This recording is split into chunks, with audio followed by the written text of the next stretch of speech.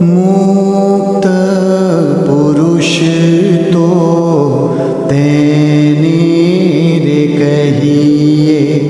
ગુરુજી 2 વર્ષ પૂર્વે આફ્રિકા પધારેલા. સૌ પ્રથમ વખત ગુરુજી બોત્સવાના ખાતે પધારેલા. કન્ટ્રી એનું ગેબ્રોન સિટી કેપિટલ સિટી ત્યાં પધારેલા. ત્યાંના હરિભક્તો બધા નવા જોડાયેલા. ખૂબ આનંદ હતો, ખૂબ ઉમળકો હતો. હરિકૃષ્ણ મહારાજના ગુરુજી પહેલી વખત આ બોત્સવાનાની ભૂમિ પર પધારી રહ્યા છે. એમને સ્પેશિયલ ત્યાંના જે આફ્રિકન લોકો હોય, આફ્રિકન જે બધા પીપલ હતા અને કિશોરો હતા, કિશોરો યુવક હતા, એનો ડાન્સ રાખેલો. આફ્રિકન ડાન્સ આવતો હોય છે ને, એમનું નૃત્ય કહેવાય. અને હરિકૃષ્ણ મહારાજને ગુરુજીને રાજી કરવા માટે પેલા આફ્રિકન બિચારા કિશોરો યુવકો સાસા ગોટીલા કરતા કરતા, જેમ હમણાં આપણે સામયો કરે એમ સામયો કરીને ઉતારે લાવ્યા. ગુરુજી ઉતારે બાર ચોકની અંદર જ આસન કરેલું બિરાજ્યા. ગુરુજીએ સ્પેશિયલ પેલા આફ્રિકન બધા બિચારા કિશોરો યુવકો પાછળ ઉભેલા, પેલા પાંદડા પહેરીને હતા એમના ઓરિજિનલ ડ્રેસની અંદર. અને ગુરુજીએ હરિભક્તો બધા આગળ બેઠા હતા. બધાને કહ્યું હરિભક્તો આગળ પાછળ જતા રહો, પેલા બિચારા આફ્રિકન બાળકો કિશોરોને બોલાવો. અને બધાને બોલાવીને બેસાડ્યા. ગુરુજીએ દ્રષ્ટિ વડે સેવન કર્યું, વર્તમાન ધરાયા અને કહ્યું કે આ બિચારા ભલે એમનો પેટનો ખાડો પૂરો કરવા માટે આ કર્યું હશે, એના માટે જ કર્યું હોય ને પેલા. એમને બીજી તો કંઈ ખબર નથી